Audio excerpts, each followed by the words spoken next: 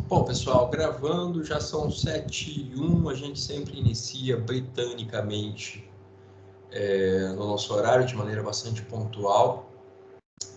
E de início, para tranquilizar muita gente, teve alguns alunos que me procuraram já no decorrer do dia de hoje, nós não teremos atividade na aula de hoje, tá? A primeira coisa que nós vamos fazer a partir de agora é entender a atividade que eu vou passar para vocês. É bem tranquila, bem simples, envolve um dos tópicos da nossa aula de hoje. Vocês têm uma semana para fazer, mas é coisa assim, vocês em poucos minutos conseguem parar, compreender e apresentar a resposta. Então, quem eventualmente ainda está ansioso, ansiosa com a atividade, em plena sexta-feira à noite, na véspera de um feriadão, fique tranquila, fique tranquilo, eu apenas vou passar a atividade para vocês. A atividade é essa que eu já acredito que vocês já têm nos grupos de WhatsApp que eu passei para as lideranças. Caso algum de vocês não tenha recebido o link da atividade, pessoal, deixa eu jogar minha tela já. Vocês vêm para cá.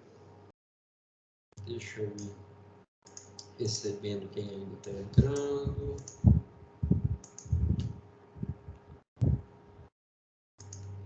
Pessoal, quem por alguma razão ainda não teve acesso ao link da atividade, a Larissa e a Bárbara receberam, já repassaram para vocês, mas se você está sem, me mande um e-mail, ou se preferir,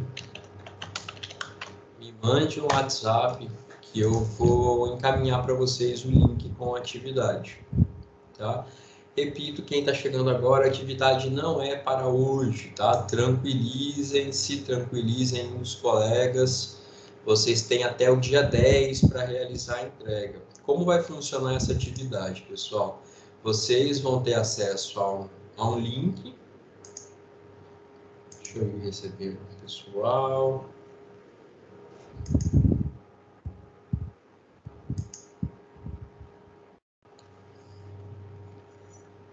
Pessoal que está chegando agora, boa noite. Se vocês, por alguma razão, não estão nos grupos das salas, estão pagando disciplina ou alguma coisa do tipo, me mandem o WhatsApp, me mandem um e-mail me cobrando o link da atividade de vocês. Ou, se acharem melhor, peçam para algum dos colegas com quem vocês têm contato para que repasse para vocês o link, tá? Basta ter acesso ao link, clicar nele e pronto. Ó, eu vou pedir licença para a Bárbara. Ó, eu mandei para ela a atividade, o link, vocês podem abrir no WhatsApp normal, vocês vão clicar no link, seja no computador como eu estou aberto, seja no celular de vocês, vocês vão clicar. A plataforma que vai abrir é a do Google Forms. Professor, eu não tenho acesso ao AVA. Professor, o AVA é muito instável. E agora, o que eu faço? Calma. Isso aqui não é AVA, não tem nada a ver com AVA. É apenas um questionário que eu fiz na plataforma do Google, que eu utilizo. É bem leve, bem intuitivo, bem tranquilo de responder. Podem circular esse link por meio do WhatsApp entre vocês, sem problemas nenhum. Vocês vão abrir o link e vão se deparar com essa tela aqui. Aqui a gente já tem orientações gerais, pessoal. Deixa eu abaixar. Entrega exclusivamente por aqui, de maneira individual, até o dia 10. Ou seja, vocês têm uma semana. Vocês têm até a próxima sexta-feira, dia 10, para realizar a entrega dessa atividade, que valerá até 250 pontos. Item 3. É quase desnecessário, mas ainda é bom sempre estar presente. Resposta idêntica, copiou. Um coleguinha copiou do outro, copiou da internet alguma coisa, é 0. Não é resposta válida, eu tenho que, muito infelizmente, zerar a questão de vocês. Aqui embaixo, vocês têm campos com asterisco, em especial e-mail, nome e semestre. Esse e-mail é para que vocês recebam no endereço de vocês, no e-mail de vocês, a cópia da sua resposta. para que você tenha segurança de que você entregou. Nome e semestre, coloque seu nome e seu semestre para que eu consiga realizar o lançamento da sua nota. E aqui a questão, pessoal. A questão é uma questão de concurso, promotor de justiça do Paraná, de 2008, que traz um trecho, uma citação de um doutrinador de direito ambiental, e na sequência eu peço para que você identifique o princípio de direito ambiental sobre qual esse texto faz referência e esclarecer qual é o conteúdo que diz esse princípio, que preconiza esse princípio de direito ambiental que é mencionado, que é referenciado nessa passagem de doutrina aqui. Pessoal, é uma questão de prova que já foi feita. Se vocês jogarem na internet, talvez essa questão, esse trecho, vocês talvez achem resposta. Por isso eu quero frisar para vocês que se você achar na internet uma resposta, copiar e colar, eu consigo identificar isso quando eu faço correção. Não faça isso porque eu vou zerar a sua questão. Joguei na internet, achei uma coisa que me ajudou, legal, dá uma olhadinha, se inspire naquele texto e apresente a sua própria resposta. Pessoal, bem tranquilo, bem simples, coisa de 3, 4, 5 linhas no máximo. O princípio é tal, o princípio diz isso, isso, isso e isso. Pronto, acabou. Isso que eu quero de vocês. Só para que a gente tenha esse primeiro contato, essa primeira avaliação, para a gente ir se adaptando, se familiarizando com os assuntos, para que vocês façam aquele treino de entender a aula, compreender e expressar o que vocês compreenderam sobre esse assunto específico, que é princípios de direito ambiental, que a gente vai falar um pouco na aula de hoje. Alguma dúvida, pessoal, em relação à atividade?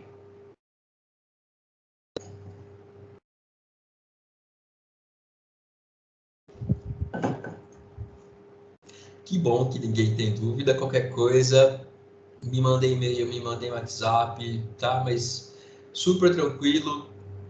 Acho que todo mundo aqui já fez atividade comigo desse jeito, nada de diferente. Bom, pessoal, superada essa introdução e a preocupação de muitos alunos, que é a atividade, vocês têm uma semana para entregar, a gente vai hoje iniciar propriamente o nosso conteúdo de direito ambiental. E a gente, na aula de hoje, vai conversar, pessoal, sobre os 3 pontos que envolvem a unidade 1 de vocês. Ou seja, o que nós vamos conversar aqui a partir de agora são os 3 primeiros tópicos do livro de vocês e também os 3 primeiros encontros do AVA de vocês. Então, a gente consegue, numa conversa rápida, hoje, abordar esses 3 itens da unidade 1. Então, nessa conversa de hoje, a gente já encerra essa unidade 1. Bom, o primeiro aspecto que a gente tem que entender, pessoal, e é interessante a gente refletir um pouco sobre isso, para que faça sentido para vocês estudar, entender direito ambiental, por que diabos existe direito ambiental? Por que eu, no meu 9º, no meu 10º semestre, ou se eu estiver eventualmente em outro, tenho que entender isso, tenho que estudar isso, por que que isso tem relevância, por que que isso é um ramo específico do direito? Essa parte do nosso conteúdo é uma parte que vale a reflexão sobre esses questionamentos e como eles podem nos conduzir à compreensão do mundo e que consequências que isso vai trazer na nossa forma de enxergar o papel do direito, a relação do ser humano com o meio ambiente, mas é uma parte um pouco menos jurídica, digamos assim. Então, para que vocês tenham em mente, compreendam essas bases para que a gente consiga, a partir delas, pensar os estudos de direito ambiental e os assuntos que a gente vai conversar na nossa disciplina mais adiante. Mas, bom, pessoal, eu quero que a gente compreenda essa noção de introdução, de fundamento, de base, de premissas do direito ambiental, tendo em conta um fator, um marco histórico, um momento que é a metade do século passado, que é o momento pós-guerra, que é o momento em que a gente vai ver algumas mudanças muito drásticas na maneira que o ser humano consome, vive, produz e, mais importante ainda, a quantidade de seres humanos que ocupam o planeta Terra. Então, quando nós olhamos para esse recorte histórico do pós-Segunda Guerra Mundial, Segunda Guerra que vai acabar em 45, a gente vai começar a observar algumas mudanças na sociedade que vão fazer com que nós comecemos a pensar em um ramo específico do direito para cuidar da relação ser humano com o meio ambiente. Um ponto muito importante é que nós temos o aumento do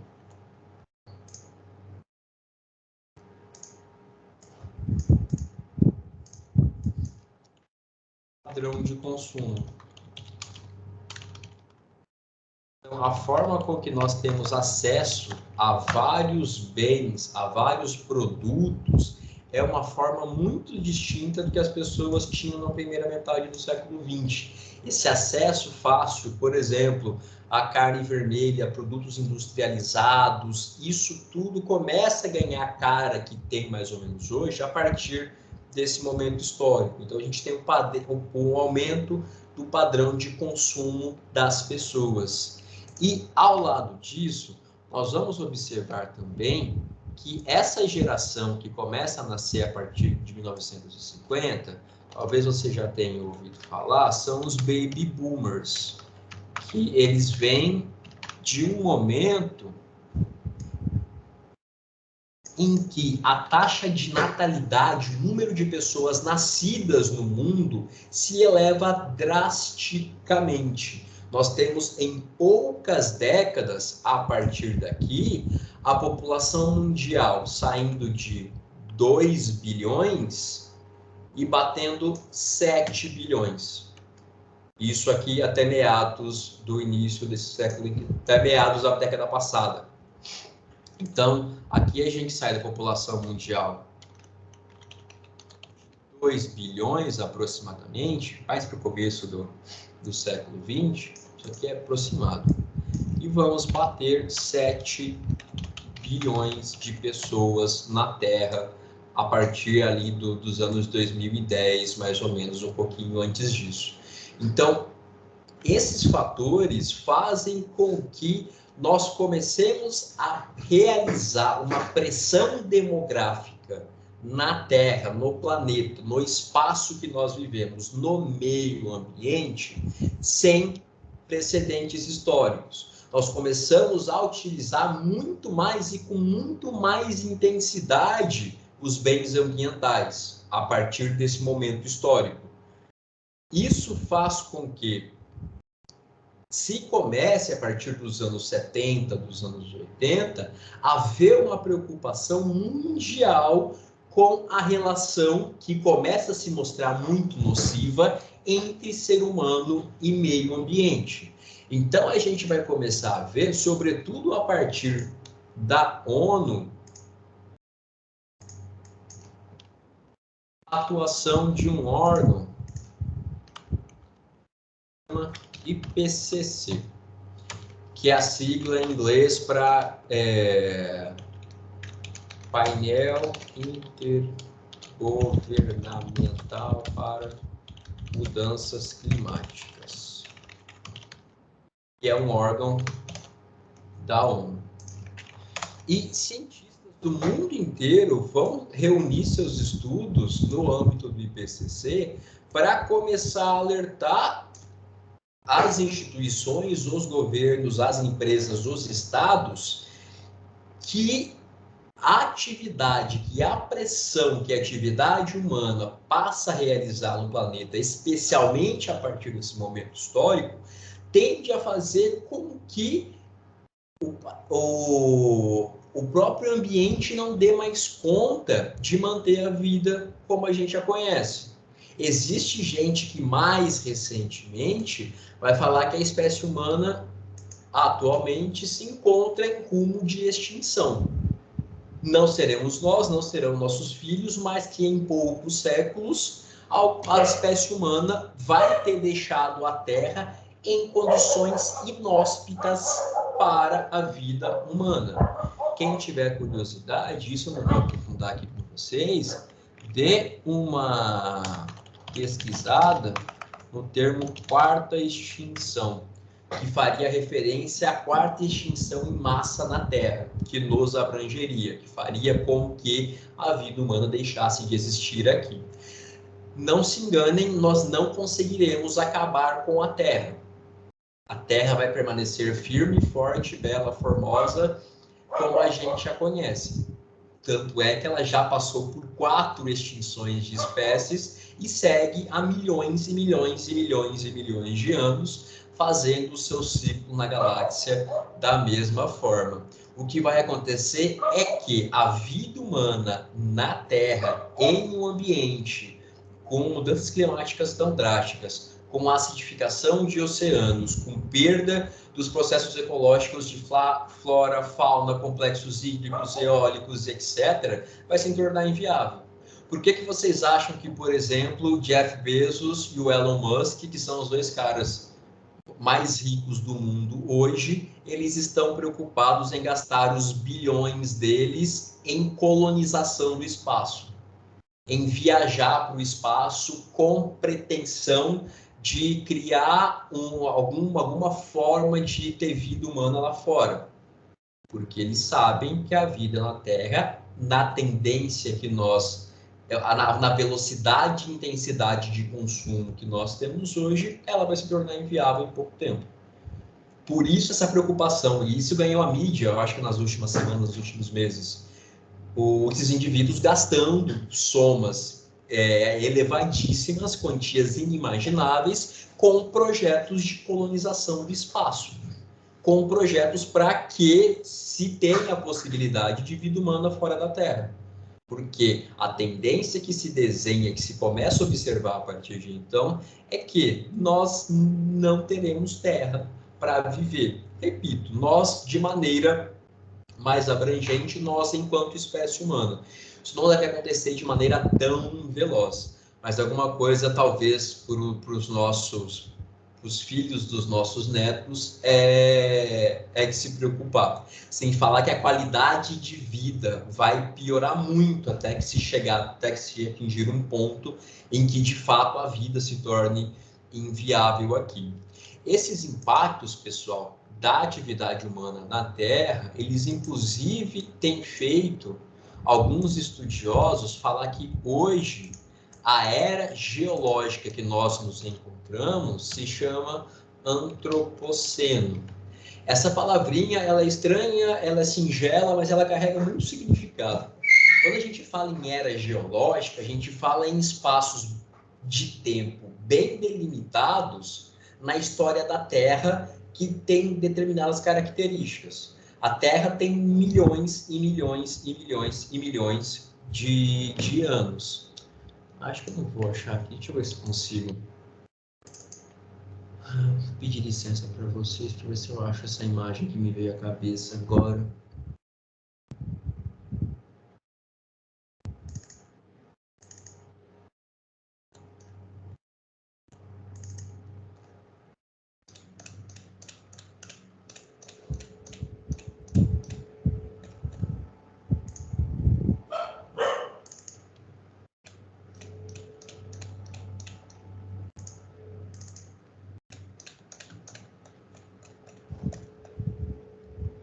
Que pena, uma imagem muito boa.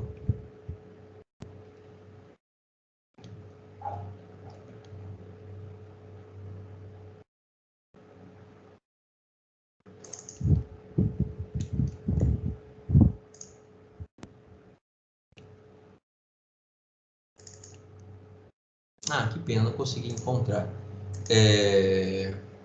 Mas, bom, pessoal, se nós formos enxergar a história da Terra em seus milhões e milhões e milhões de anos, a gente pode pensar que esses milhões de anos estão aqui. Porque nós vamos ter alguns eventos muito marcantes que vão dividir essa história de milhões de anos em algumas eras geológicas.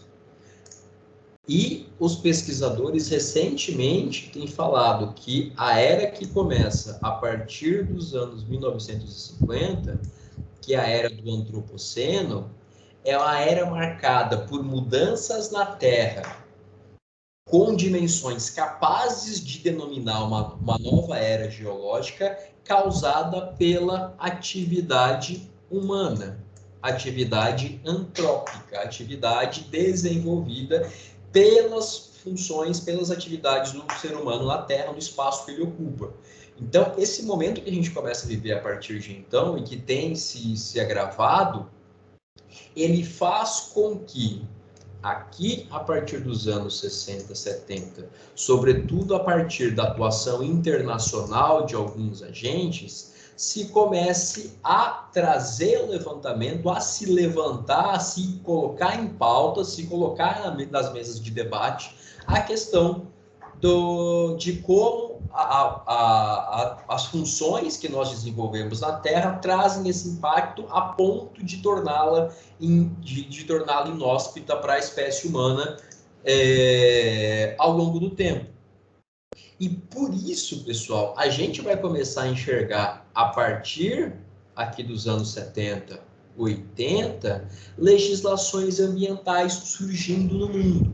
Essas legislações ambientais, elas começam a ser incorporadas, em especial a partir da atuação desses órgãos internacionais.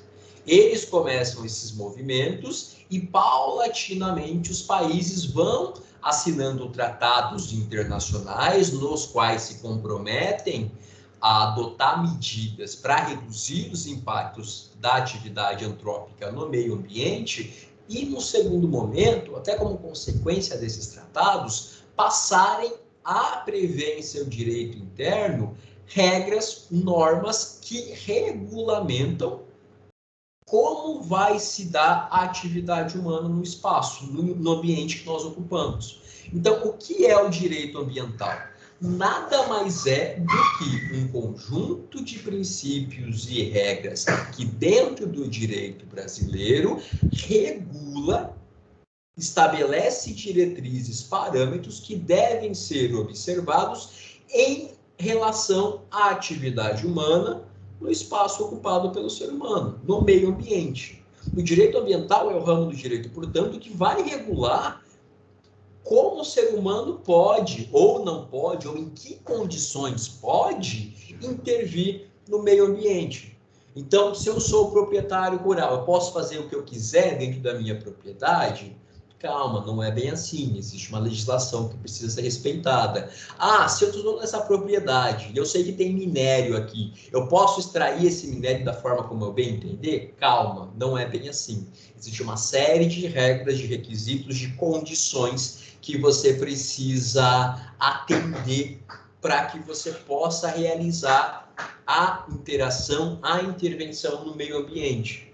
Então, isso aqui é o pano de fundo para que exista o direito ambiental. Esse cenário é o cenário que, em última análise, no fim das contas, é o cenário que o direito ambiental tenta lutar contra, conseguindo, não conseguindo.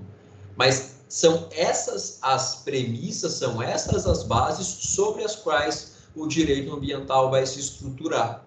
É pensando no reconhecimento, que surge a partir desse momento, de que a atividade antrópica tem causado e tem potencializado isso desde então, mudanças no espaço, mudanças climáticas, os gases do efeito estufa, acidificação dos oceanos, perda da flora, perda da fauna, alterações nos regimes hídricos, alterações nos ciclos eólicos. Todas essas questões impactam a vida humana, a vida não humana, e elas, hoje se sabe, se afirma isso com certeza, que essas alterações, no mínimo, são intensificadas pela atividade humana. No mínimo, nós estamos acelerando processos que vão fazer com que, em poucos séculos, talvez não exista humanidade. Então, sem querer ser alarmista e assustar vocês nessa bela sexta-feira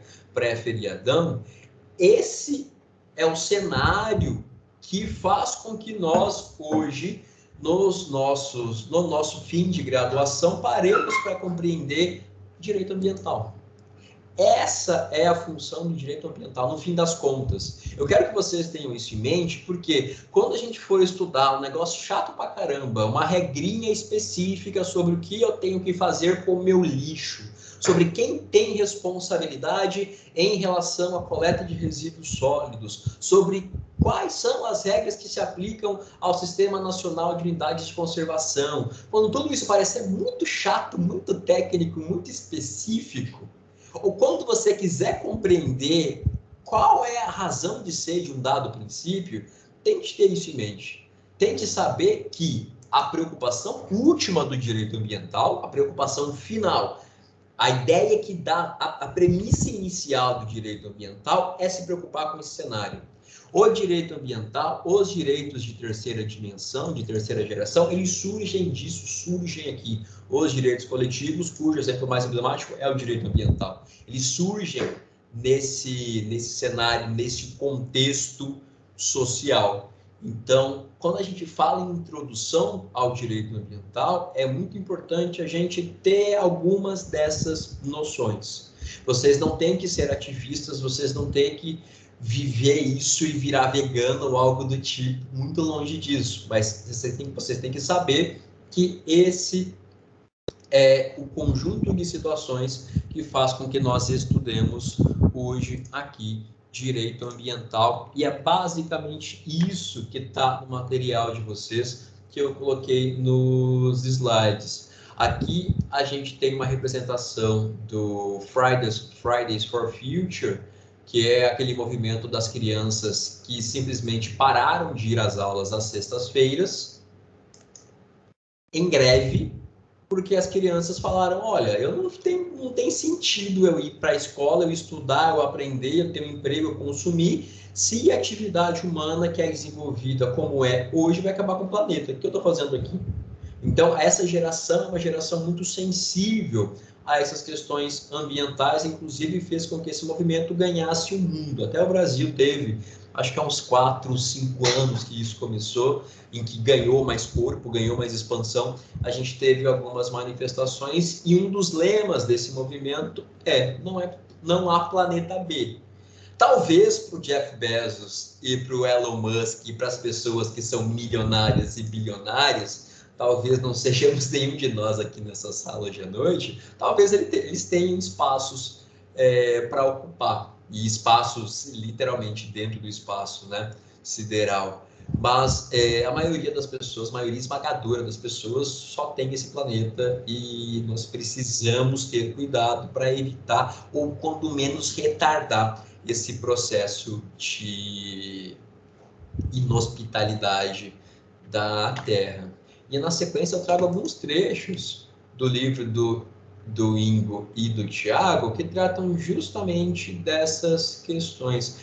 Eu não vou ler para vocês, para não ficar enfadonho, para não ficar chato, mas basicamente está escrito aqui um pouco do que eu acabei de falar para vocês. E percebam que aqui também, ó, eles falam justamente desses dois aspectos, desses dois impulsionamentos que eu falei para vocês. Crescimento populacional, que, como eu disse, ele salta vertiginosamente a partir da segunda metade do século XX, e aumento dos padrões de consumo.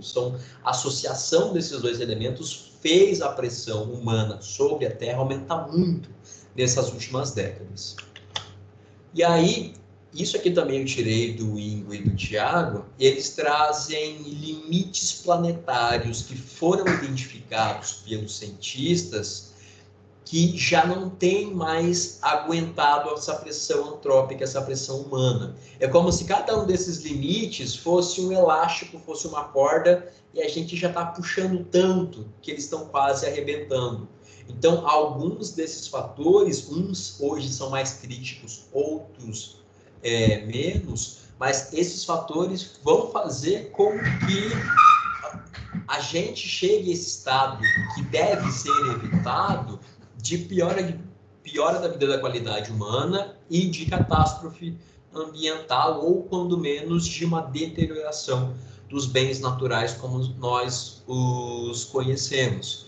Então, mudanças climáticas ou aquecimento global, acidificação dos oceanos, camada de ozônio reduzida, espécies da fauna e da flora sendo extintas, a poluição química, ciclos do fósforo e do nitrogênio, não sei ao certo como o ciclo desses elementos traz impactos, mas está listado.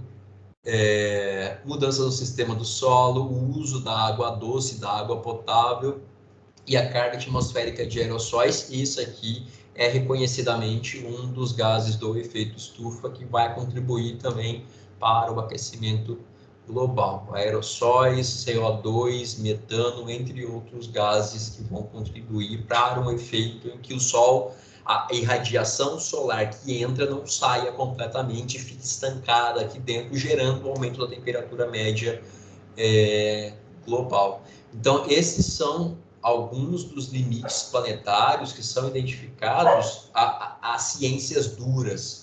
Estudam isso, nós do direito não, né? O pessoal da geologia, algumas engenharias, a biologia, estuda esses elementos, e a gente tem que ter pelo menos um breve conhecimento sobre algumas dessas questões para saber onde nós nos situamos enquanto operadores do direito dentro desse contexto.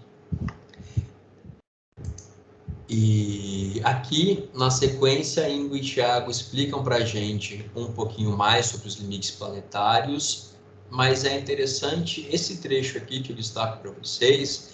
Eles falam que esses limites planetários são apontados não por políticos, não por agentes estatais, não por ambientalistas militantes, mas por cientistas. São pessoas que se dedicam a isso, cuja vida acadêmica profissional muitas vezes só se volta a isso. São pessoas que passam meses em lugares completamente inóspitos, no extremo do Polo Norte, no extremo do Polo Sul, coletando camadas de gelo para analisar a concentração de gases na atmosfera há milhões de anos. Então, são pessoas que fazem essa atividade de pesquisa científica, que nos dizem, que nos alertam, que nos colocam em estado de atenção em relação a esse contexto todo. Então, isso é importante a gente ter em mente, sobretudo quando essa questão começa a ficar mais politizada. Não, isso é uma questão de opinião. Não, na verdade, não existe aquecimento global. Não, na verdade, o ser humano não é responsável por aquecimento global. Hoje nós temos um número de cientistas amplamente majoritário, superior a 94, 95%, que vai falar para a gente, olha, existe aquecimento global, e a origem desse aquecimento global, desse conjunto de alterações danosas ao meio ambiente, deriva da atividade humana. Ou seja, tem origem antrópica, é antropogênico. Então, essa é uma certeza científica que nós temos. Digo nós porque a gente abraça isso para dar fundamento, para dar sentido para o direito ambiental, mas é algo construído por pessoas, por cientistas, por estudiosos de outras ciências. E aí, Ingo e Thiago vão concluir para a gente nessa parte introdutória que justamente é necessária, é imperioso que nós tenhamos o recuo da intervenção humana nesses subsistemas planetários, nesses pontos de limite planetários que estão sendo esgarçados, que estão sendo esticados por nós. Pessoal, repito, esse é o fim último do direito ambiental. É fazer esse recuo, é fazer com que pelo menos a atividade, a relação entre ser humano e meio ambiente não seja predatória. tenha regras que delimitem isso e garantam um uso sustentável, um uso adequado, um manejo dos bens naturais consentâneo com um projeto de planeta que atenda especialmente nós e as futuras gerações. E aí, isso aqui eu trago apenas um título de curiosidade para vocês. Esse livro é um livro bastante interessante. Ele é o meu tá aqui por perto. Ele é um livro não muito extenso, tem suas 200 e poucas páginas só. Ele saiu, acho que há 2 anos, é um livro bastante recente. E esses autores falam justamente da importância do papel do direito enquanto um mecanismo de adequação dessa relação ser humano-meio ambiente, enquanto um mecanismo mediador capaz de fazer com que a interação do ser humano com o meio ambiente não seja nociva, não seja tão nociva ao menos.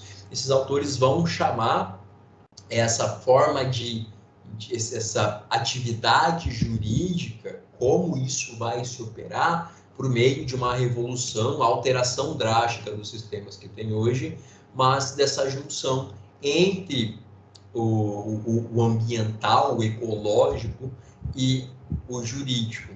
Então, eles propõem justamente o direito enquanto ferramenta de adequação da relação ser humano-meio ambiente. Bastante interessante, fica a dica para vocês, mas é apenas mais uma das leituras sobre essa situação que corrobora, que confirma todo o pano de fundo sobre o qual se sustenta o direito ambiental.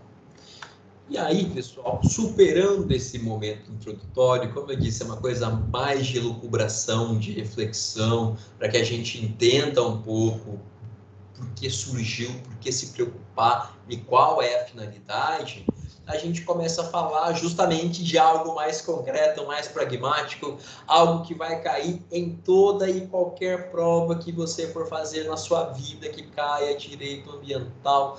Vão perguntar para você alguma coisa sobre princípios ambientais. Muitas pegadinhas são já manjadas, são comuns, vou tentar alertar vocês em relação a isso. Mas por que princípios é uma matéria tão presente em direito ambiental e vai cair em qualquer prova que vocês venham a fazer que cobre direito ambiental? Pessoal, principiologia do direito ambiental, ela é peculiar, ela é diferente. Você tem uma série de princípios que são tidos como princípios do direito ambiental. Tem um dos livros que eu uso para preparar a aula de vocês, que ele elenca mais de 30 princípios ambientais. Isso acaba, no entanto, variando de autor para autor. Se você pegar 4, 5 livros de direito ambiental, cada um vai te dar um conjunto diferente de princípios. Então, esse assunto em direito ambiental é um assunto bastante profícuo, bastante rico. Muita gente para falar sobre princípios do direito ambiental, e isso faz com que esse assunto seja solo fértil para que questões sejam tiradas. Só que é claro que para que a gente tenha compreensão da principiologia do direito ambiental, para que nós a apliquemos e para que nós consigamos fazer questões objetivas sobre isso também, a gente precisa achar um denominador comum. Se um cara fala que tem 30 princípios, outro cara fala que tem 5, outro cara fala que tem 10, opa, calma aí, tem que ter alguma coisa que seja convergente. Tem que ter um núcleo, tem que ter uma base de princípios que faça sentido para todo mundo. E é isso que eu trago para vocês na sequência. Então, se vocês abrirem alguns livros, vai ter dezenas de princípios. O que eu fiz com o material de vocês é trazer os princípios mais importantes, os princípios que compõem esse denominador comum, os princípios que vocês vão achar em qualquer livro e que vocês podem seguir o que está aqui sem medo de errar. Então, não se assustem se até o material de vocês trouxer princípios com nome diferente ou princípios um pouquinho diferentes. Professor, como é que um cara, então, se você trouxe no seu material, sei lá, 10 princípios, como é que o cara faz 30? Pessoal, muitos desses múltiplos princípios, eles acabam sendo reproduções uns dos outros com nome diferentes, derivações uns dos outros com nomes diferentes, ou às vezes se pega um princípio genérico do direito, ou de direito constitucional, e se diz que é um princípio ambiental. É assim que geralmente se faz para inflar esse número de princípios. Mas, repito, sigam o que está aqui, que vocês conseguem fazer a avaliação de vocês de direito ambiental, que vocês conseguem ter um domínio adequado desse assunto. Desses princípios que eu trago, que já não são tantos assim, está muito longe de ser algumas dezenas, eu vou destacar alguns para vocês, que eu quero que vocês tenham atenção, que vocês memorizem, que vocês tenham bem assimilados, para que vocês consigam compreender lá na frente, inclusive, algumas outras dinâmicas, alguns outros aspectos do direito ambiental. Então, primeiros 3 princípios, e o primeiro princípio muito importante que eu quero que vocês tenham em mente: princípio do poluidor pagador. O que esse princípio quer dizer? E ele é muito claro no próprio nome dele. Todo mundo que polui tem que pagar por isso. A lógica desse princípio é a seguinte: quando eu causo poluição, quando eu pratico alguma conduta danosa ao meio ambiente, eu não estou lesando o João ou não estou lesando a Maria. Eu estou lesando todos os habitantes de uma dada região, considerada a reciprocidade dos processos ecológicos. Pessoal, para que vocês, só um exemplo para que vocês tenham uma ideia: o ciclo de chuvas na floresta amazônica impacta a forma com que o Pantanal aqui embaixo, no norte de Mato Grosso do Sul, vai ter seus períodos de cheias e vazantes. Então, os processos ecológicos, eles estão sempre interligados. Então, se você assoreia um rio em Mato Grosso do Sul, numa parte específica do estado, você não vai ter um dano naquele espaço para aquelas pessoas. Esse dano não é estanque. Esse dano não fica preso e delimitado naquele recorte. Esse dano, ele vai ocasionar, ainda que de maneira imediata, ainda que de maneira indireta, uma série de consequências negativas. Então, quando eu penso em poluição, eu penso em um ilícito que tem um número de vítimas difuso, um número de vítimas transindividual, ou seja, que transcende a individualidade, que vai além da individualidade. Então, quando uma pessoa polui, e esse é o mecanismo achado pelo nosso sistema de direito ambiental, ela tem que pagar, ela tem que dar dinheiro para o Estado, para que o Estado, pelo menos em tese, reintegre esse direito à sociedade e, portanto, compense esse dano que você fez. Você praticou uma conduta danosa ao meio ambiente, você tem que, ou potencial efetivamente poluidora, você tem que pagar por isso. Você será cobrado por isso, para que o Estado seja compensado, e o Estado, como um mecanismo, como ente de interação entre a coletividade, você que causou o dano, faça essa compensação. Exemplo disso aqui, muito claro da gente entender, além das indenizações, das ações indenizatórias em termo ambiental, é, por exemplo, um instituto que é a TCFA, que é a Taxa de Controle e Fiscalização Ambiental. Todas as empresas no Brasil que exercem atividades efetiva ou potencialmente poluidoras, elas têm a cada 3 ou 4 meses que pagar uma taxa para o IBAMA, que é a autarquia federal responsável pela tutela do meio ambiente. Por que elas pagam essa taxa? Pelo só fato de exercer uma atividade que efetivamente polui, uma atividade que vai demandar, talvez, a utilização de bens naturais, talvez em proporção que não se consiga depois repô-los, talvez uma atividade que desenvolva dados produtos cuja destinação final acabe sendo poluindo, acabe sendo poluente e poluindo o espaço, ou por empresas que sequer efetivamente poluem, mas que têm o risco de poluir em caso de alguma intempérie, em caso de alguma situação imprevista. Então, a cada trimestre, essas empresas têm que pagar uma taxa para o Estado brasileiro. Isso é a manifestação do princípio do poluidor-pagador. Você polui, você está causando mal às pessoas de maneira abrangente, você tem que oferecer uma contrapartida, você tem que ser penalizado com essa contrapartida, você vai ter que pagar por isso. Então, essa é a lógica do princípio de quem polui, paga. Poluidor, pagador. E tem uma frase que eu trouxe aqui para vocês que eu acho bastante precisa, que é: esse princípio ele evita, ele busca vedar com que, quando eu exerço uma atividade, exploro o meio ambiente ou poluo o meio ambiente, eu vou privatizar os lucros. Porque o que vier dessa atividade é meu. Eu sou empresário, eu sou dono. Só que o caráter nocivo, os prejuízos ambientais, quem está sofrendo? Todas as pessoas. Então, essa noção de privatizar o lucro e socializar os prejuízos ambientais é justamente o que busca evitar o princípio do poluidor-pagador. Também existe, pessoal, repito, nesses slides o mais importante, poluidor-pagador. O resto é tudo meio que primo do poluidor-pagador.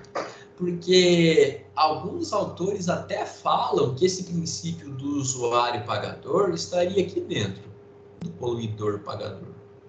E para mim faz sentido, mas os livros, a maioria tem trazido separado usuário-pagador. A noção do usuário-pagador, a base dela, a lógica dela é a mesma do poluidor-pagador. Só que aqui eu não estou falando de quem danifica o meio ambiente, quem polui, quem degrada. No princípio do usuário-pagador, a partir da aplicação desse princípio, eu vou fazer com que a pessoa que utiliza, que usa um bem ambiental, pague por isso. Por que nós pagamos para utilizar, para ter acesso à água? A água que é um bem natural. E na condição de bem natural pertence a todos nós, por força desse princípio. Porque se eu estou utilizando um bem ambiental, eu preciso compensar o Estado, compensar a coletividade em razão desse uso que eu estou fazendo. Então, não só quem polui paga, mas também quem utiliza bens ambientais, recursos naturais, paga também.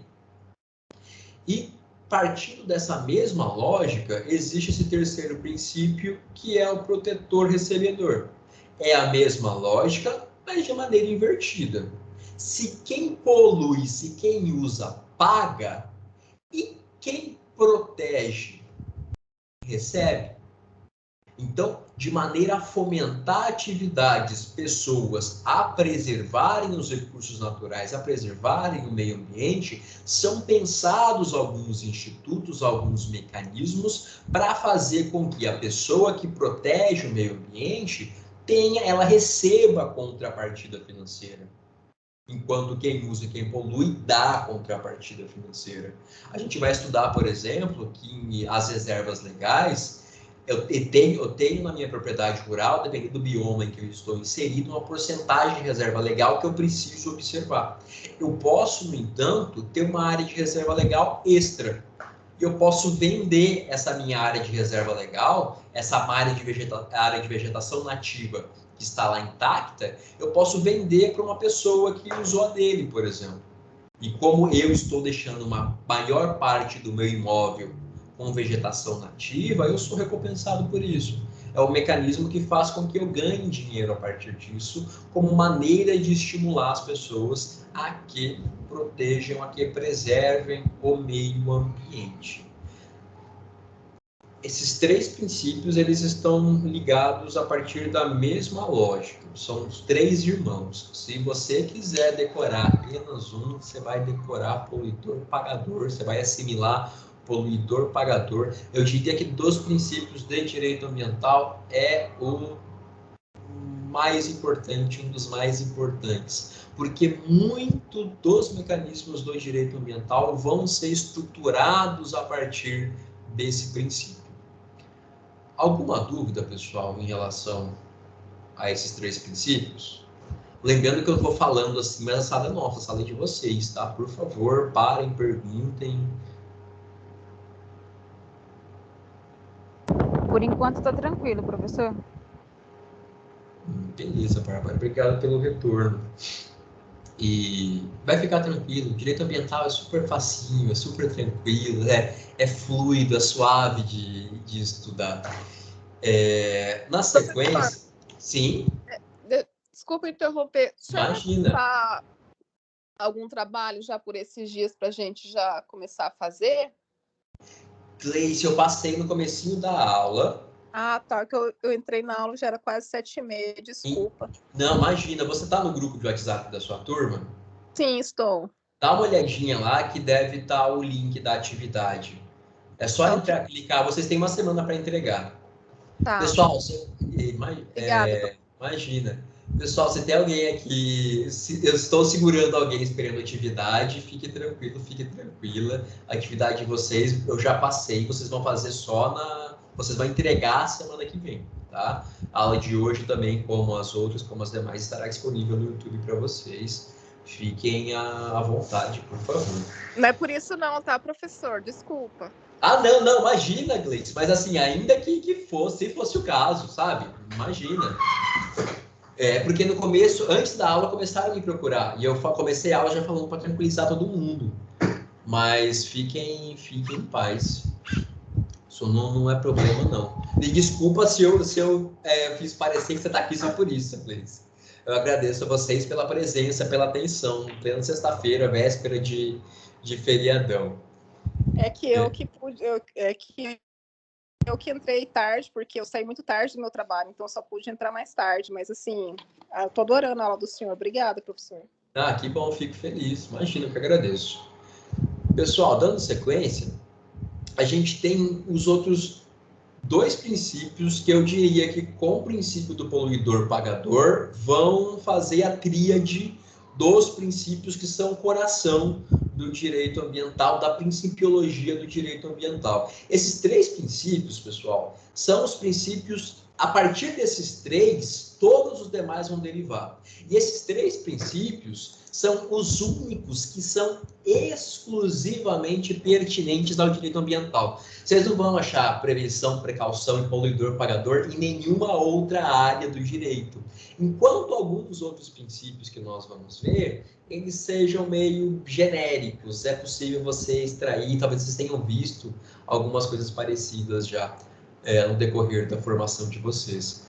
Mas, se vocês forem escolher princípios, se vocês forem sortear alguns para assimilar, poluidor-pagador, prevenção, precaução.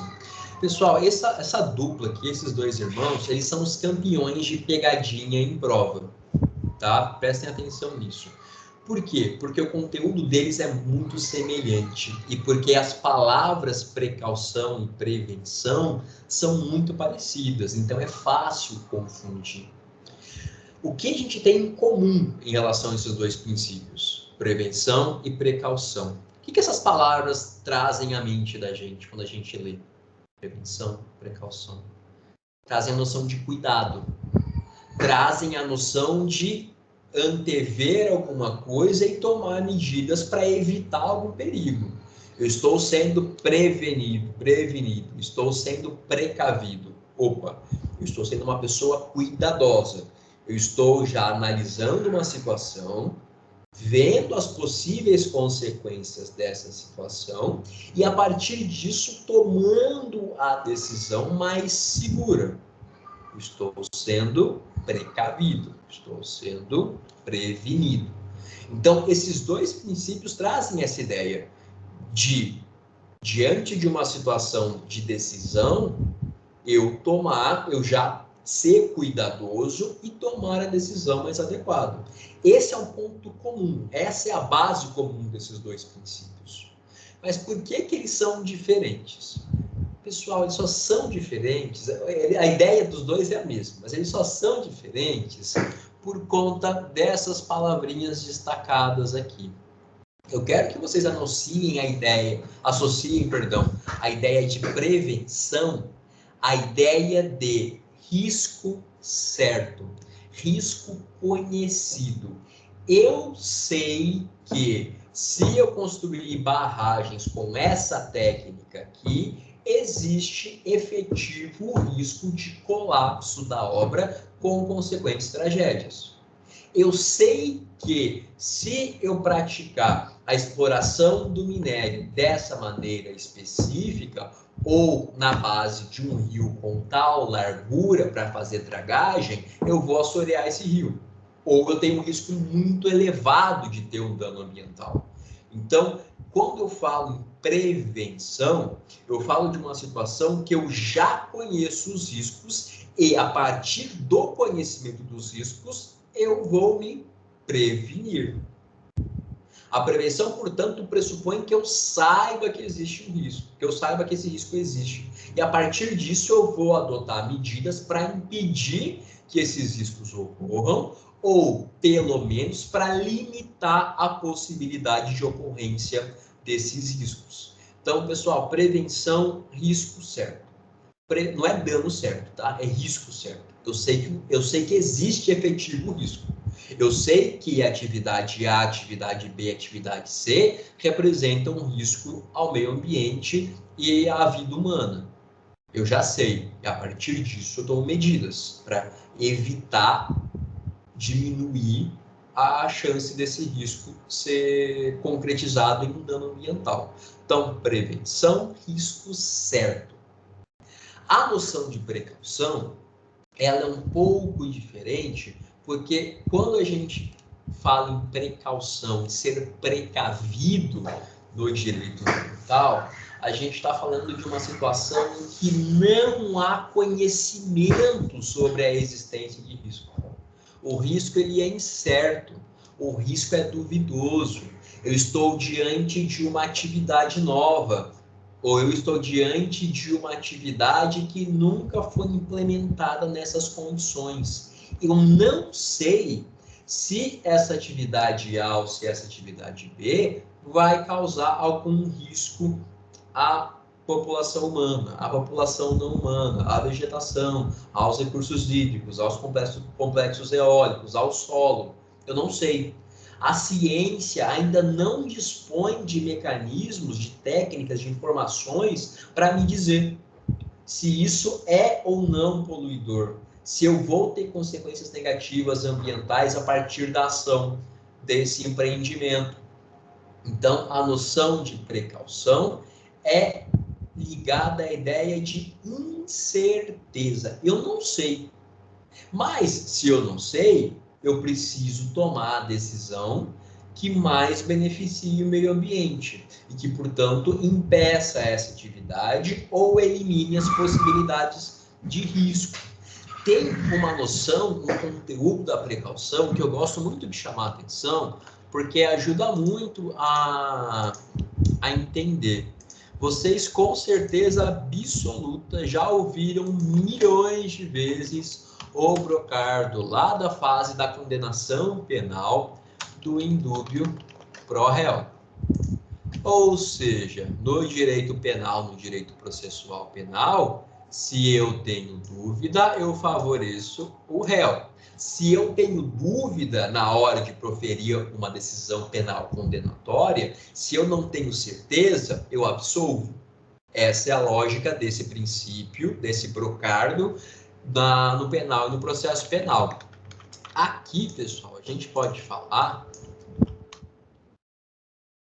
precaução, nós temos um outro brocardo. Tão bonito.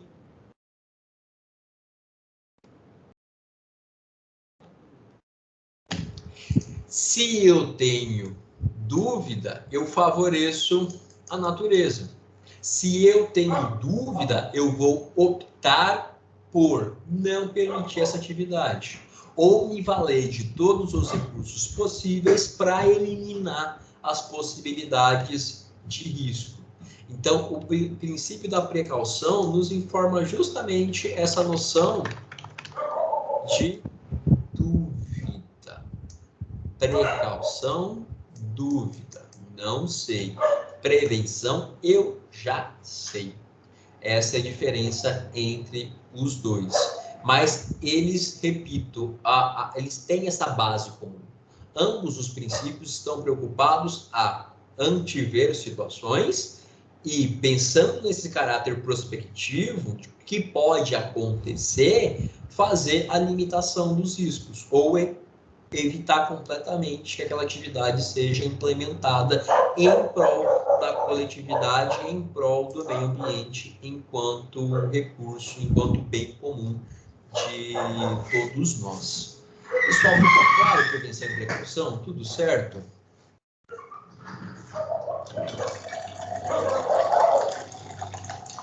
Sim, professor. Beleza, tá. Tô pegando um pouco de água aqui, tá? Feia a coisa, a gente tá...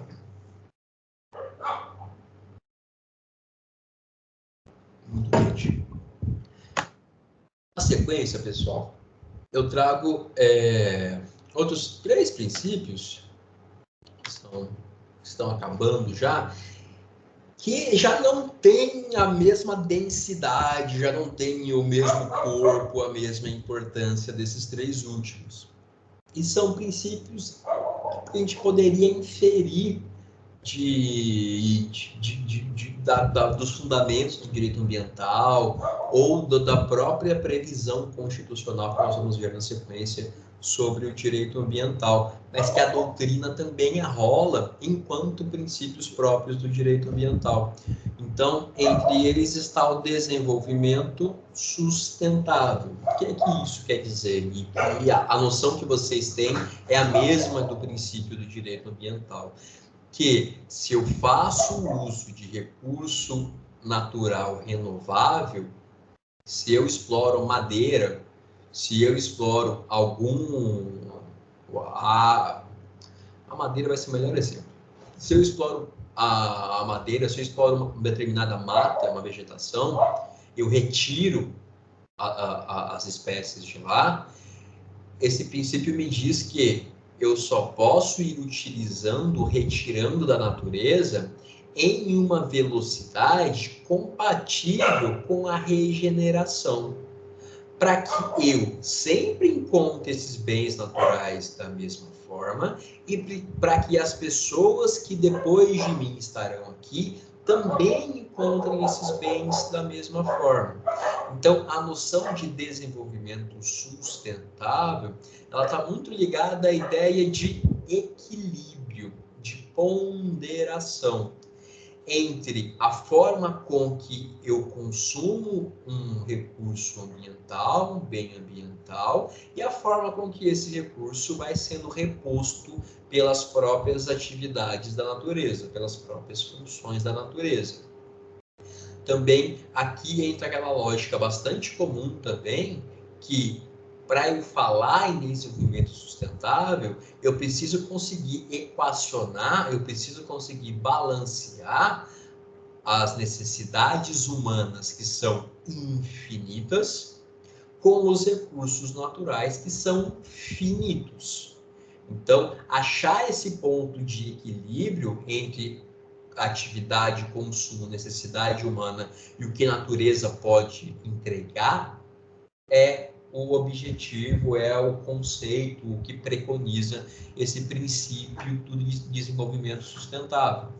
É essa noção que vocês já têm, que vocês já ouviram, talvez desde o ensino médio vocês ouçam, mas é basicamente isso, não tem nada de diferente aqui.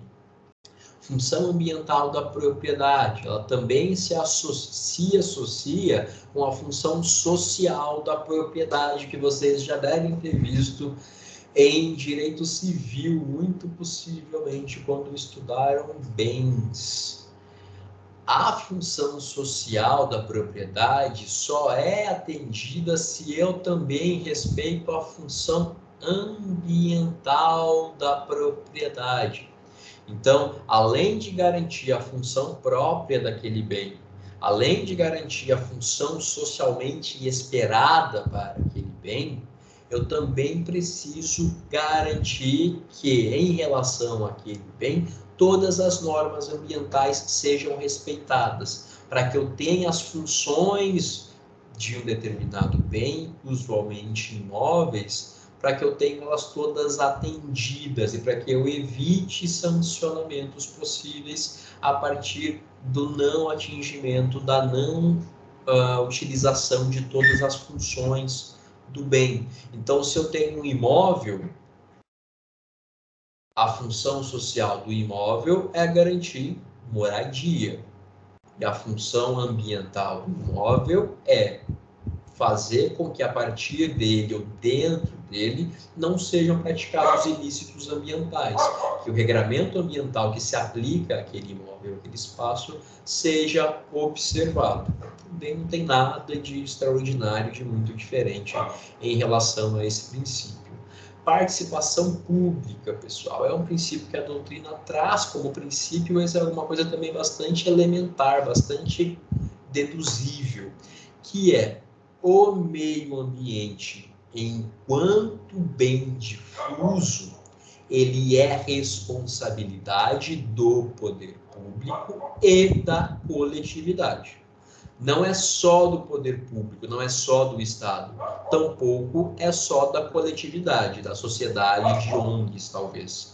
É a partir da junção entre organizações coletivas e Estado que se promove uma adequada proteção, uma adequada tutela do meio ambiente. Portanto, participação pública quer dizer que eu preciso da junção da atividade estatal e da atividade da sociedade para que eu tenha essa proteção do meio ambiente. E nossos últimos dois princípios, solidariedade e vedação ao retrocesso. Solidariedade, pessoal, eu acho legal a gente destacar, e cada livro vai trazer um nome para isso aqui, mas o conteúdo é o mesmo. Vocês já me ouviram falar na aula passada e hoje, algumas vezes, talvez várias vezes, na preocupação com as gerações futuras. E isso é um traço marcante do direito ambiental. Porque nós que estamos aqui e o nosso espaço de vida humana, talvez não enquanto indivíduos, enquanto seres, nossa geração, nossa vida, nós que estamos nessa sala, talvez nosso tempo de vida na Terra não nos permita ver mudanças ambientais muito drásticas. Quem vai ver essas mudanças ambientais muito drásticas? As pessoas que ainda vão nascer. Então, existe uma preocupação do direito ambiental, inclusive em sede constitucional, de garantir um meio ambiente ecologicamente sadio e equilibrado às presentes e futuras gerações.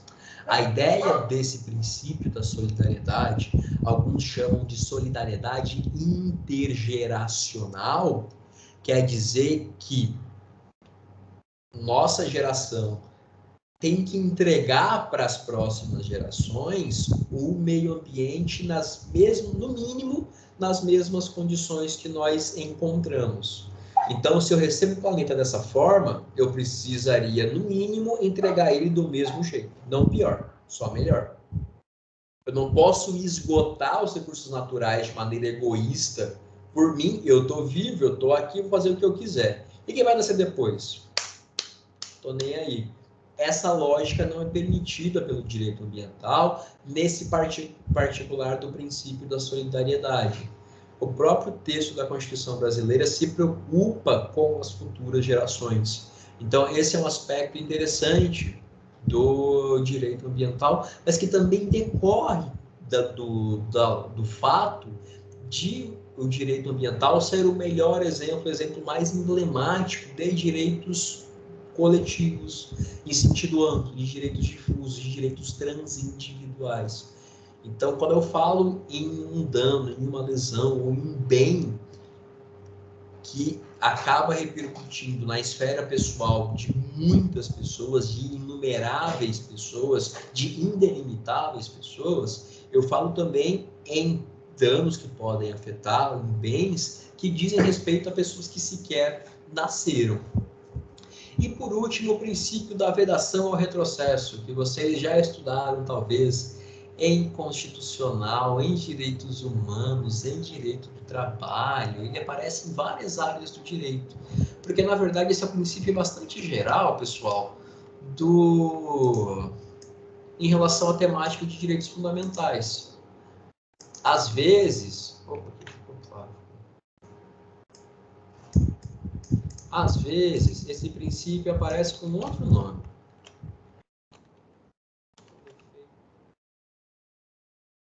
E alguns falam cliquet mesmo. Chame de como você achar melhor. Esse nome ele é interessante porque esse cliquet ou cliquet, ele faz referência a uma ferramenta de alpinismo. É uma ferramenta que, se eu estou subindo a montanha e eu finco ela na montanha, eu só consigo subir a partir desse ponto. Eu não consigo mais descer com segurança. Se eu finquei aqui a ferramenta, eu não desço mais. Não consigo. Eu só posso subir. Agora eu vou ter que chegar até o cume do morro de qualquer jeito. A analogia é legal, pessoal, porque a vedação e o retrocesso nos diz exatamente a mesma coisa, mas em relação a direitos fundamentais. Ou seja, os direitos, a concessão de direitos deve ser sempre progressiva. Eu só posso aumentar a esfera protetiva dos direitos fundamentais. Eu só posso subir a montanha. A partir do momento em que eu estabeleço um patamar de concessão de direitos ou de robustez da proteção jurídica do meio ambiente, por exemplo, esse princípio me diz que eu não posso retroceder. Por isso, vedação ao retrocesso. Ou seja, a partir daqui, eu só posso subir, eu só posso fazer mais. Repito, isso vocês já viram certamente em algum ponto da graduação de vocês. É um princípio que aparece, que é comentado, que surge, mas ele é um princípio que ele é apenas muito bonito, pessoal, porque é difícil, eu nunca vi pessoalmente uma medida ser barrada ou uma ação de alguém ser impedida com base nesse princípio. Como eu disse para vocês, esse princípio se aplica também em direitos trabalhistas, que são direitos sociais.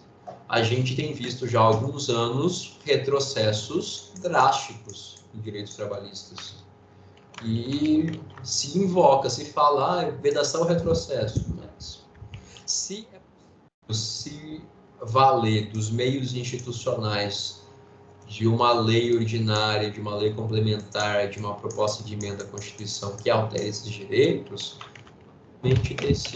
não tem sido efetivamente observado o conteúdo desse princípio. Eu nunca vi esse princípio conseguir de fato impedir retrocessos. Quando os retrocessos vêm, eles vêm de fato. Existem alguns autores que até criticam muito esse princípio, que falam que, na verdade, não existe nenhuma vedação ao retrocesso, que a luta por direitos ela tem que ser diária. Você todo dia tem que sustentar esse direito. Se você começar a dormir no ponto, você vai começar a cair da montanha.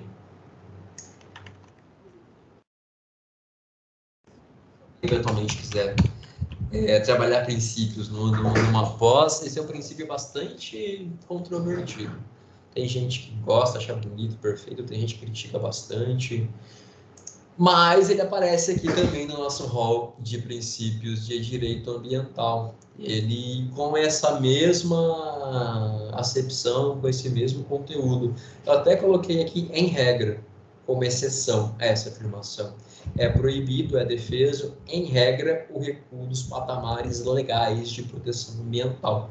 Então, a noção desse princípio é, quando eu atinjo um patamar de proteção ambiental, eu não posso retroceder, só posso cada vez ampliar essas possibilidades todas. Alguma dúvida sobre princípios, pessoal? Tudo certo? Certo, professor. Tudo certo. Legal, gente, valeu pelo retorno. Valeu, Gleice. Bom, nosso último ponto, então, para a gente fechar esses aspectos que dão a base para a gente entender o direito ambiental, é saber como a Constituição Federal de 1998 traz para a gente disposições a respeito da nossa disciplina. Eu quero chamar a atenção de vocês para duas partes da Constituição que vão trazer disposições muito importantes para que a gente compreenda como se dá a aplicação do direito ambiental. A primeira delas, eu quero que vocês tenham em mente, que é o artigo que é o coração do direito ambiental. Se a gente for fazer a pirâmide de Kelsen, se a gente for pensar em círculos concêntricos, tem uma disposição, círculo, não, isso aqui tá bem novo. Existe uma disposição que a gente sempre vai ter que observar. É o artigo 225 da Constituição Federal. Esse artigo, pessoal, ele traz para a gente o capítulo da Constituição Federal de 88 que destaca o assunto meio ambiente. Foi a primeira vez na história das constituições brasileiras que uma Constituição fala: vou destacar um capítulo para esse cara aqui. Vou falar especificamente do meio ambiente em nível constitucional. Então, tudo que a gente for estudar, tudo que a gente for ver, tudo que a gente for comentar de direito ambiental, tá aqui, ó. Opa, tá aqui, no topo da pirâmide.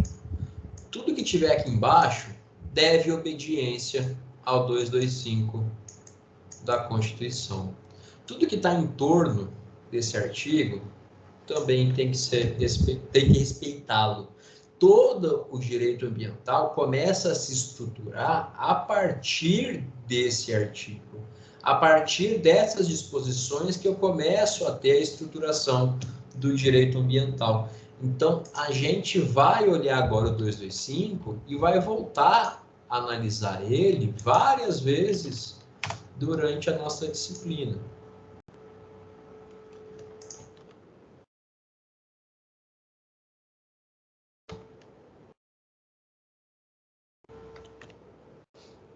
Ó, 225 é um artigo, a gente tem um capítulo do meio ambiente, não lembro em qual título, mas temos um capítulo exclusivo para o meio ambiente, e esse capítulo é composto por um só artigo, pessoal, que é o 225. Nós temos no 225 e seus parágrafos as disposições mais importantes que a Constituição traz a respeito do meio ambiente. E do caput de 225 a gente tira muita coisa, inclusive alguns dos princípios que a gente acabou de ver. Perceba que no 225 todos têm direito ao meio ambiente ecologicamente equilibrado, que constitui um bem de uso comum do povo e essencial à sadia qualidade de vida, impondo-se ao poder público e à coletividade. A gente viu sobre o princípio da participação pública, o dever de defendê-lo e preservá-lo. Aqui a gente poderia falar de princípio do desenvolvimento sustentável. E para quem? Em benefício de quem? Para as presentes e futuras gerações. E aqui se faz presente de maneira expressa a preocupação intergeracional do direito ambiental. No parágrafo 1º, a gente tem as ordens, as incumbências diretas para o poder público. Então, a gente tem, cabe ao poder público preservar e restaurar o meio ambiente, preservar a diversidade e integridade do patrimônio genético do país também, além de realizar fiscalização nas entidades dedicadas a essas atividades. Ponto bastante importante, parágrafo 1º, inciso 3º, definir espaços territoriais e seus componentes a serem especialmente protegidos. tem uma lei especificamente sobre o Sistema Nacional de Unidades de Conservação. A gente vai estudar. Essa lei tira fundamento desse dispositivo constitucional. Vamos estudar também licenciamento ambiental, estudo prévio de impacto ambiental, que é o EIA, e o relatório dele, que é o RIMA. Também a gente vai voltar isso aqui quando a gente falar sobre licenciamento. Controlar a produção e comercialização, emprego de qualquer técnica ou substância que cause dano, que cause risco. Educação ambiental também é uma coisa objeto de preocupação do artigo 225, proteger fauna e flora. Princípio do poluidor pagador, a gente poderia tirar do parágrafo 2º e do parágrafo 3º também. O parágrafo 2º fala especificamente de recursos minerais, mas o parágrafo 3º ele é bem abrangente e trata da responsabilização ambiental. A gente até abriu esse artigo na aula passada. Toda vez que alguém lesar o meio ambiente, essa pessoa estará sujeita, seja a pessoa física, seja a pessoa jurídica, sanção penal administrativa, além da obrigação de reparar o dano. E a gente também tem aqui, olha que bonito, nosso Pantanal está na Constituição, para quem não sabia, a Constituição fala do Pantanal também. Aqui a Constituição fala que o Pantanal, Zona Costeira, Serra do Mar, Mata Atlântica, Floresta Amazônica são patrimônio nacional. E fala que esses biomas, esses espaços têm que ser objeto de ocupação, de interação com o ser humano de maneira bastante delimitada. Isso aqui não faz dessas áreas federais, tá? Nem são patrimônio da União. Mas é uma noção, é a Constituição querendo proteger especialmente esses espaços e os biomas que são indicados aqui no parágrafo 4º dos 225. E aqui essas outras disposições são mais genéricas. Mas o 225, pessoal, ele é o coração do que a gente tem em direito ambiental, e a partir dele o direito ambiental vai se estruturando.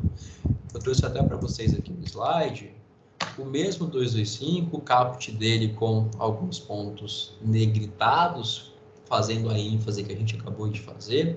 E também é interessante a gente destacar, que eu coloquei aqui embaixo, que para a parte da doutrina, o 225 é tão importante, mas tão importante, que ele fez fundar, a partir da promulgação da Constituição Federal de 1988, um Estado democrático, social e ecológico de direito.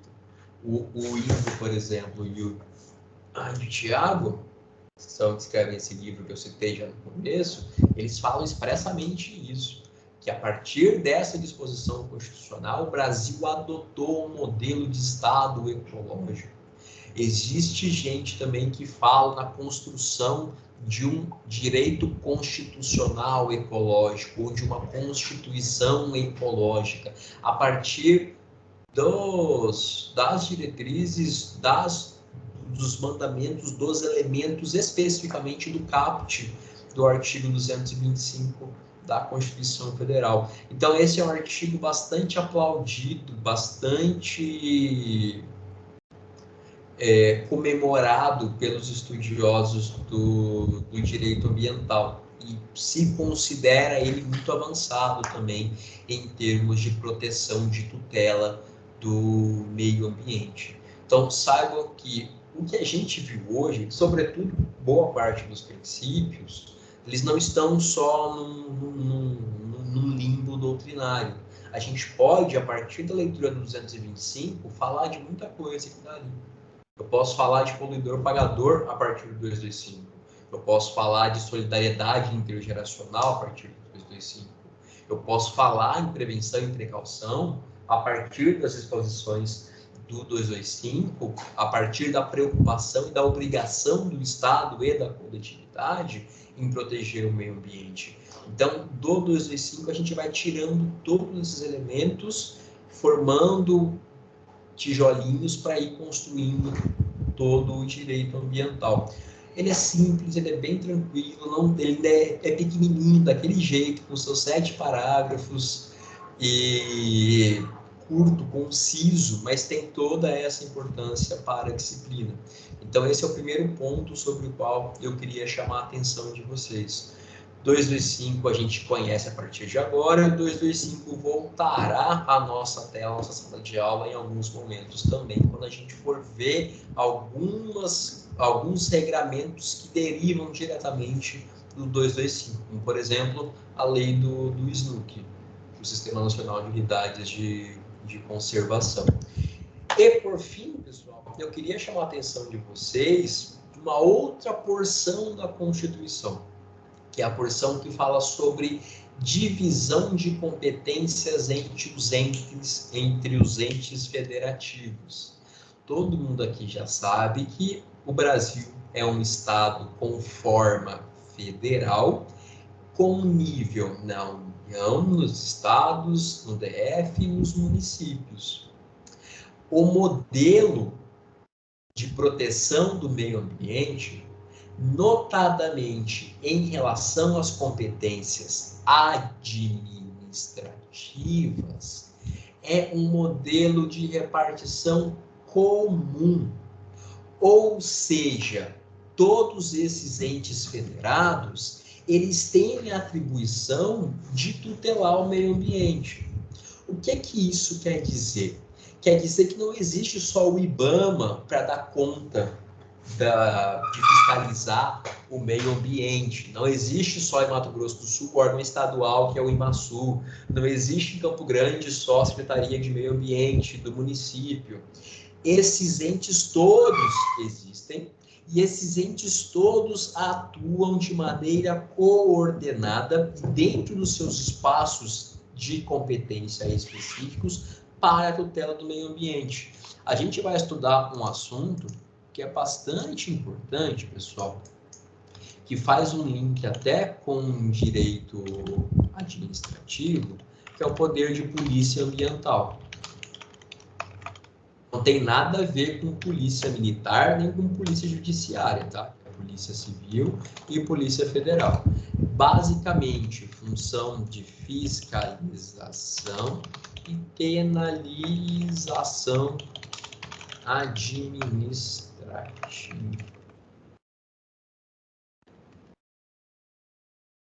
Para gente, olha, se você lesar o meio ambiente, você está sujeito também à responsabilização administrativa. Perdi. Esse poder de polícia ambiental, ele vai se estruturar, ele vai ser executado justamente a partir dessas disposições constitucionais. Ou seja, eu vou ter a atuação em nível federal, nível da União, eu vou ter o Ministério do Meio Ambiente, eu vou ter o IBAMA e vou ter, em relação a algumas áreas específicas, o ICMBio. O Ministério do Meio Ambiente, administração direta, IBAMA e ICMBio, autarquias federais, administração indireta, que vão se dedicar à execução das competências da União em matéria ambiental na área administrativa. Os estados, Mato Grosso do Sul, por exemplo, a gente vai ter a Secretaria de Meio Ambiente, administração direta, e em Mato Grosso do Sul a gente tem o IMASU, que é o nosso órgão ambiental estadual, que vai licenciar, que vai fiscalizar, que vai multar atividades que não digam respeito a estado ou município, por exemplo. Os municípios também, Campo Grande tem só a Secretaria de Meio Ambiente, a SEMADUR, Meio Ambiente, Urbanismo, etc. Não tem autarquia municipal em Campo Grande. Corumbá já tem, por exemplo. Corumbá tem uma autarquia específica que se dedica a cuidar das questões administrativas ambientais. Então, quando a gente pensar na atuação do Estado brasileiro, dos entes federados que representam o Estado brasileiro em tema de meio ambiente, sobretudo em relação à execução das funções administrativas, a gente vai pensar nessa distribuição de competências comum. Palavra mais técnica, que acaba sendo nada mais do que compartilhada entre eles. E aí, isso acabou gerando, com o tempo, alguma bagunça na atuação desses órgãos todos. Recentemente, nem tão recentemente assim, foi editada uma lei complementar, que a gente vai dar uma olhada nela.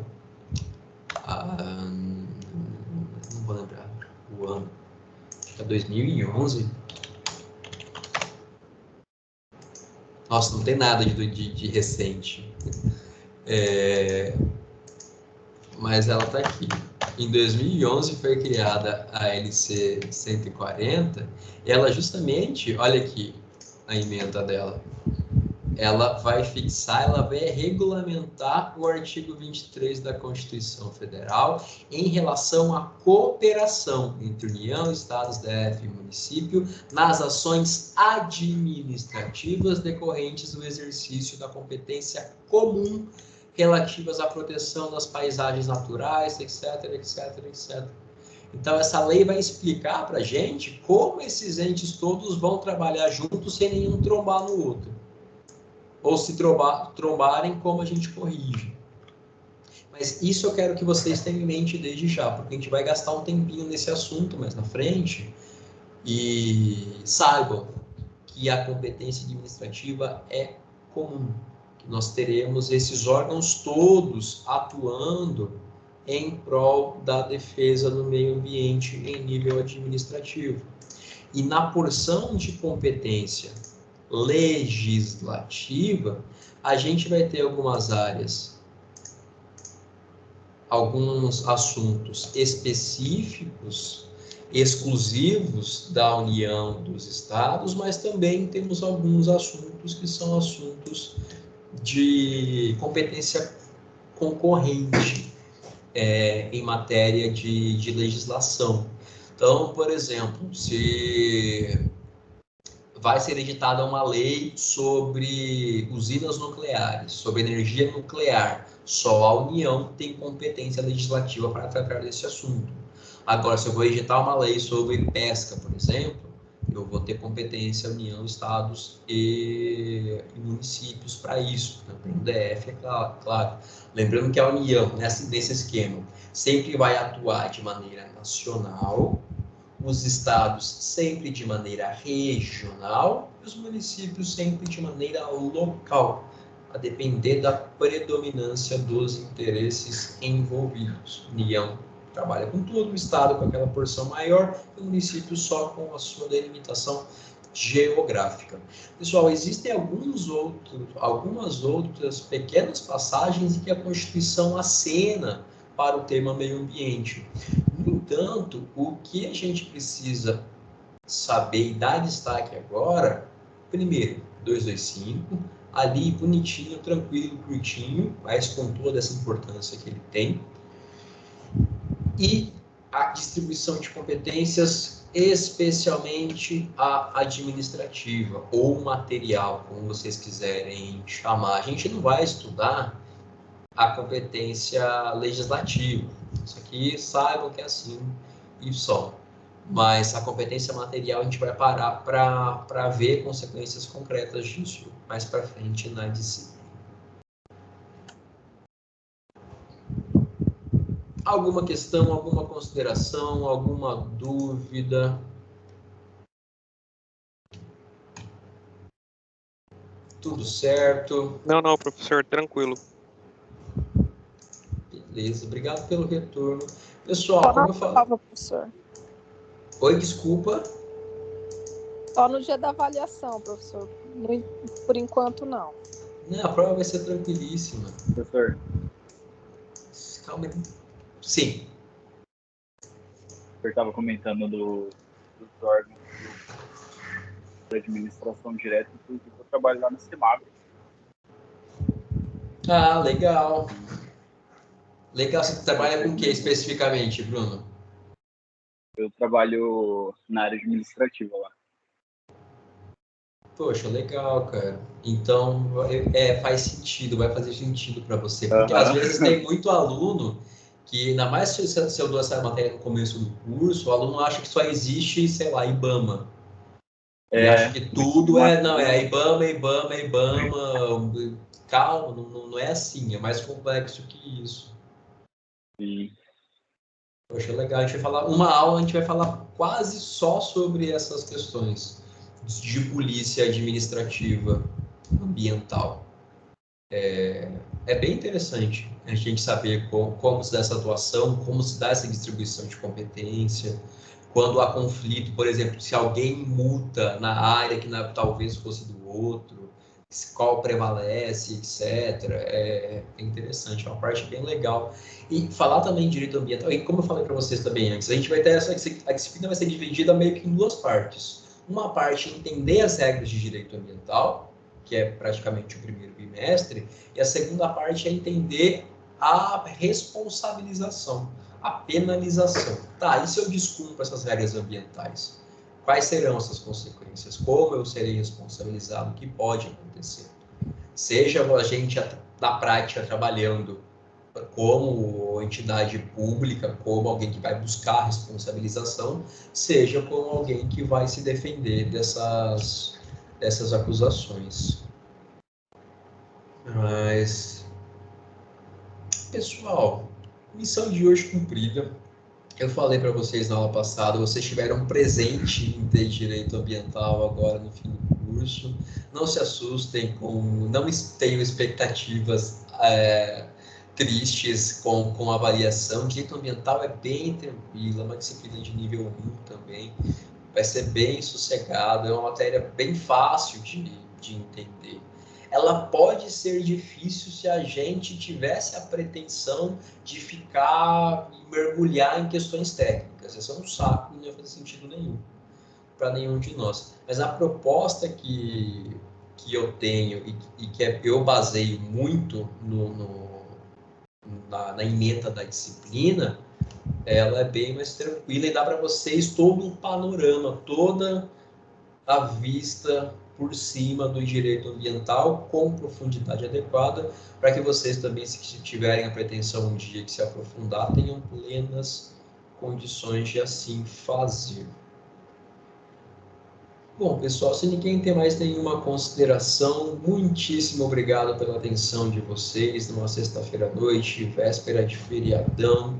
Foi um prazer mais uma vez estar com vocês, ainda que à distância. Espero que todo mundo esteja bem, que fiquem bem. Precisando de mim, vocês têm meus contatos, a atividade de vocês, vocês têm até semana que vem para entregar. Se alguém tiver dificuldade, me manda um WhatsApp, me manda um e-mail, não tem problema nenhum. E Professor, sim, pode falar. com licença, o senhor pode repetir novamente a questão da atividade? Eu não entendi muito bem. Ela vai ser postada no AVA? Luana, você está no grupo da sala, no WhatsApp? Não, professor, eu estou no terceiro semestre. Daí essa matéria eu não estou no grupo da sala. Ah, Luana, foi com você que eu falei semana passada? Exato. Luana, faz o seguinte. Cadê? Deixa eu até achar nossa conversa aqui. Luana, estou te mandando nesse instante. Me cobre sempre, tá? Qualquer coisa você manda mensagem, me manda o WhatsApp. Eu vou mandar nesse instante para você o link da atividade. Deixa eu copiar ele aqui. Não é no AVA, Luana. Você vai... Deixa eu abrir, por caso alguém também tenha dúvida. Tela 1. Ó, mandei para você essa tela aqui. Você clica, vai aparecer isso aqui. Ó. Não é no AVA, tá? É fora. É pelo Google Forms. Você tem até o dia 10 para entregar a pontuação de até 250 pontos e apenas essa questão aqui. Resposta simples, não... Se achar algum texto ou alguma coisa que te inspire na internet, dê uma olhadinha, escreva com as suas próprias palavras, coisa de 4 linhas aproximadamente, de maneira bem direta. Qual é o princípio, qual é o conteúdo do princípio e pronto. Mas não é pelo AVA, a gente não vai depender do AVA, de acesso ao AVA, instabilidade do AVA. É tudo, abre até no celular. Se você quiser fazer no celular, também abre sem problema nenhum. E qualquer coisa, é só me dá um alô também. Maravilha, professor. Muito obrigada. Imagina, não por isso.